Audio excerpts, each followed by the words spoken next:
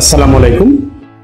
আমি doctor Mohammad Ahsan Habib Dhaka medical কলেজে colorectal surgery বিভাগে সহযোগী অধ্যাপক হিসাবে কর্মরত আছি। আজ আমি পাইলস সম্পর্কে আপনাদেরকে বিস্তারিত বলবো। পাইলস হলো মলদ্বারে অনেক সময় নিচের যে মাংসপিণ্ড সেটা ফুলে যায় কিংবা ওখান থেকে রক্ত আসে, একেই পাইলস বলে। পাইলস বাংলাদেশে একটি কমন রোগ। এটি মধ্য বয়সে বেশি হয়, পুরুষ মহিলা সবারই হতে পারে। এবং পাইলস রোগে আক্রান্ত হলে শুধু যে ফুলে যায় বা রক্ত পড়ে সেরকমও না, আরো অনেক রকম উপসর্গ আসতে পারে। যেমন যেহেতু ওটা একটা মাংসপিণ্ড, নিচের অংশটা ফুলে গেছে, ওখান থেকে মিউকাস সিক্রেশন হতে পারে। সিক্রেশন হওয়ার কারণে মলদ্বারের ওই জায়গাটা ভিজা থাকতে পারে। ভিজা থাকলে তখন চুলকাতে পারে। এছাড়া হতে পারে যে ওই রক্ত যেতে যেতে রোগী ধীরে ধীরে রক্ত স্বল্প হয়ে গেল, কিংবা এই যে ঢুকছে বেরোচ্ছে এই কারণে তার একটা অস্বস্তি, মানে ডিসকমফোর্ট বলে, এরকম একটা অস্বস্তি হতে পারে। অথবা এই ঢুকছে বেরোচ্ছে করতে করতে হঠাৎ করে সেটা অনেক বড় হয়ে ফুলে গেল, এটাকে বলে স্ট্র্যাঙ্গুলেটেড ইন্টারনাল হার্নিয়া, এবং এটা একটা বিপজ্জনক অবস্থা। অথবা মলদ্বারের বাইরের অংশ হঠাৎ করে একটা জায়গা সুপারির মতো ফুলে উঠলো, এটাকে বলে থ্রম্বোস এক্সটার্নাল হেমোরয়েড। এইভাবে নানাভাবে আমাদের কাছে রোগীরা আসে। রোগীরা যখন আমাদের কাছে আসে, আমরা প্রথমেই রোগীর কাছ থেকে তার হিস্টোরিটা শুনি, ইতিহাস, কতদিন ধরে ভুগছেন, কি সমস্যা, এটা কতদিন পর পর এরকম রক্তক্ষরণ হয়, আপনার বাথরুম করতে গেলে মাংসপিণ্ড কি বের হয়ে আসে, মাংসপিণ্ড কি তারপর হাত দিয়ে ঢুকাতে হয়, নিজে নিজে ঢুকে যায়।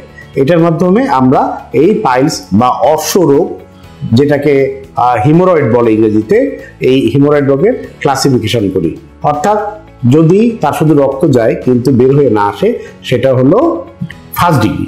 কিন্তু এটা বের হয়ে আসে আবার নিজে নিজে ঢুকে যায়, সেটা হলো সেকেন্ড ডিগ্রি। আর যদি বের হয়ে আসে এবং নিজে নিজে না ঢুকে হাত দিয়ে ঢুকাতে হয়, তাহলে হলো থার্ড ডিগ্রি। আরেকজনের আর কিছু রোগীর থাকে এরকম বের হয়েই থাকে, ওটা ঢুকে না, দ্যাট ইজ ফোর্থ ডিগ্রি। এভাবে আমরা পাইলসের ক্লাসিফিকেশন করি। তা হিস্ট্রি, ইতিহাস নেওয়ার পরে আমরা এই রোগীকে এক্সামিনেশন করি, অর্থাৎ পরীক্ষা করে দেখি মলদ্বারটা। মলদ্বার পরীক্ষা হলো যে প্রথমে আমরা একটা যে পরীক্ষার স্থান, সেটা একটা কাপড় দিয়ে ঢাকা থাকে, অর্থাৎ পর্দা করা থাকে, স্ক্রিনিং। এরপরে রোগীটার শরীরে আবার আরেকটা কাপড় দিয়ে ঢাকা হয়, শুধু ওই যে জায়গায় পরীক্ষা ওই জায়গাটাই খোলা হয়। খোলার পরে প্রথমে আমরা ইন্সপেকশন, অর্থাৎ ওটা পরীক্ষা করে দেখি যে এখানে ওরকম কোনো মাংসপিণ্ড বের হয়ে আছে কিনা, তারপর ওই জায়গাটা ভিজা আছে কিনা, তারপর তার কোনো আগের কোনো কাটা চিহ্ন আছে কিনা, বা কোথাও পুঁজ বের হচ্ছে কিনা, এগুলো খেয়াল করি। এরপরে আমরা ফিঙ্গার দিয়ে, অর্থাৎ আঙ্গুল দিয়ে ডিজিটাল রেকটাল এক্সামিনেশন করি। ডিজিটাল রেকটাল এক্সামিনেশনে প্রথমেই আমরা ভিতরে মলদ্বারের ভিতরে কোনো টিউমার বা পলিপ বা এই তো কিছু থাকলে আমরা বুঝতে পারি। এবং এই পরীক্ষার সময় আমরা অবশ্যই একজন অ্যাটেন্ডেন্ট সাথে রাখি। বিশেষ করে আমার ক্ষেত্রে, আমি মহিলা রোগী হলে অবশ্যই একজন মহিলা অ্যাটেন্ডেন্ট সাথে রাখি। এরপরে আমরা রোগীদের রুটিনলি আমি সিগময়েডোস্কোপি পরীক্ষা করে নিই, অর্থাৎ কোলোনোস্কোপি শর্ট ভার্সন, যেটা অর্ধেক দেখা হয় নারী, এটা অবশ্যই করে নিই। কারণ এই পাইলসের রক্ত যাওয়া, এরকম শুধু পাইলস ছাড়াও আরও অনেক কিছুতেই রক্ত যেতে পারে।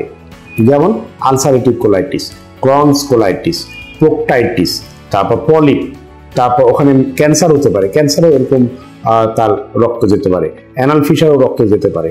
এই জন্য এটা ক্লাসিফিকেশনটা পুরোপুরি বুঝতে গেলে আমার অবশ্যই তাকে একটা সিগময়েডোস্কোপি পরীক্ষা করে নিই। এরপরে রোগীর চিকিৎসার ব্যবস্থা আছে। চিকিৎসা হলো যেই কারণে, এই পাইলসের কারণ কি, কারণের সাথে তো চিকিৎসা সম্পৃক্ত হবে।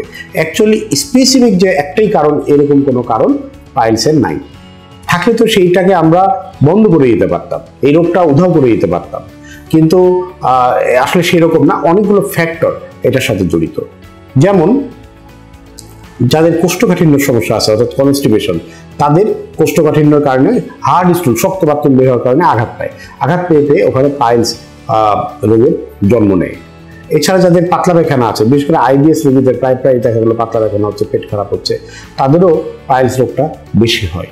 এছাড়া হলো এক্সেসিভ স্ট্রেইন, অর্থাৎ বাথরুমে বসে যদি দীর্ঘ সময় ধরে সে কুদ দিতে থাকে, তখন তার এই রোগটা বেশি হয়।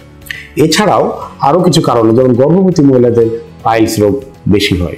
এছাড়া কিছু ওষুধ আছে, এই ওষুধ খেলে কোষ্ঠকাঠিন্য, যেমন ক্যালসিয়াম, ভিটামিন, এই জাতীয় কিছু ওষুধ, আয়রন খেলে কোষ্ঠকাঠিন্য রোগটা বেশি হয়। বেশি হলে তার কারণে এই পাইলস রোগটা বেশি হতে পারে। এছাড়াও আরো কিছু কারণ আছে যেগুলো অত বেশি গুরুত্বপূর্ণ, যেমন ওভারওয়েট মানে অনেক বেশি যারা মোটা তাদের ক্ষেত্রে পাইলস রোগ হয়। এই কারণগুলো আমাদের জানা দরকার আছে, কারণ যে এই কারণগুলো প্রতিরোধ করতে পারলে বা কারণগুলো অ্যাভয়েড করতে পারলে এই রোগটা অনেকখানি কমে যায়। ধন্যবাদ।